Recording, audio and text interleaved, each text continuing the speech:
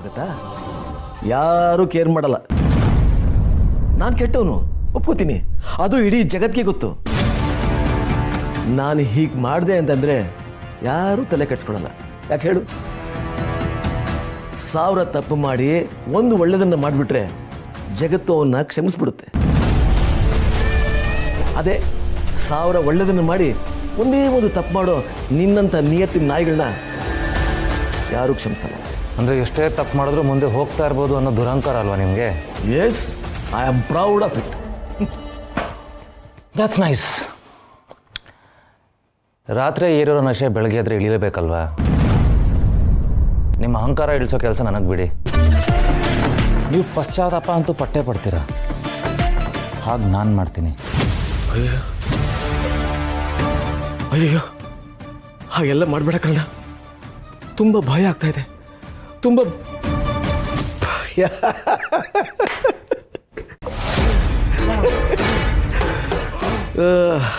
ನೀನು ಪ್ರಯತ್ನ ಪಡ್ತಾನೆ ಇರು, ನನಗೇನು ಆಗಲ್ಲ. ಅದೇನೋ ಹೇಳ್ತಾರಲ್ಲ, ಟ್ರೈ ಆ್ಯಂಡ್ ಟ್ರೈ ಅಗೈನ್. ನೀನು ನಂದೇನು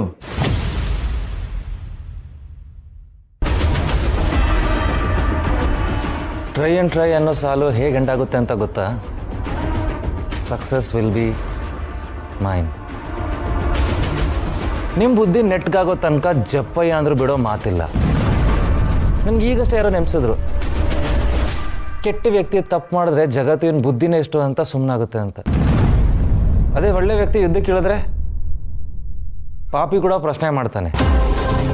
ಯಾಕೆ ಗೊತ್ತಾ? ತನಗಿರೋ ಶಕ್ತಿ ಅಂದಾಜು ಅವನಿಗಿರಲ್ಲ. ಕರೆಕ್ಟ್. ಹಾಗಾದರೆ ನಿನ್ನ ಶಕ್ತಿ ಎಷ್ಟು ಅಂತ ಪರೀಕ್ಷೆ ಮಾಡೋಣ. ಯಾರು ವಿನ್ ಆಗ್ತಾರೆ ಅಂತ ನೋಡೇ ಬಿಡೋಣ. ಎಲ್ಲ ಲಿಮಿಟ್ ಮೀರಿರೋ ಈ ಕೆಟ್ಟ ವ್ಯಕ್ತಿನ, ಅಥವಾ ಲಿಮಿಟ್ ಎಷ್ಟಿದೆ ಅಂತ ಗೊತ್ತಿಲ್ದಿರೋ ಈ ಸೋಕಾಲ್ಡ್ ಒಳ್ಳೆ ವ್ಯಕ್ತಿನ ಅಂತ ಪರೀಕ್ಷೆ ಆಗೇ ಬಿಡಲಿ. ನಿಮ್ಗೆ ಈ ಥರ ಹೊಡೆದಾಡೋದು ಇಷ್ಟ ಆದರೆ ಫೈನ್. ಇವತ್ತಿಂದ ಯಾರು ಪ್ರತಿ ಕ್ಷಣ ಭಯ ಪಡ್ತಾರೆ ಅಂತ ನಾನು ನೋಡ್ತೀನಿ. ಯಡಿಯೂರಪ್ಪ, ಒಳ್ಳೆ ಮನುಷ್ಯನಾಗಿ ಬದಲಾಗೋ ತನಕ ನಾನು ಬಿಡಲ್ಲ. ಅದಕ್ಕೋಸ್ಕರ ನಿಮ್ಮ ವಿರುದ್ಧ ಹೋಗೋದಾದರೂ ಸರಿ. ಈ ದರ್ಪ, ಸೊಕ್ಕು, ಈಗೋ, ಆಟಿಟ್ಯೂಡ್ ಇದೆಲ್ಲ ಇಳಿಸ್ತೀನಿ. It's my challenge. ತುಂಬ ಹೈ ರಿಸ್ಕ್ ತೊಗೊತಾ ಇದೆಯಾ ಕಾರಣ? ನಾನು ಡಾಕ್ಟರ್.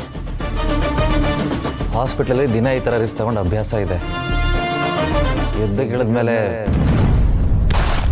ಗುಂಡು ಹಿಡಿದಿರೋಕ್ಕಾಗತ್ತಲ್ಲ.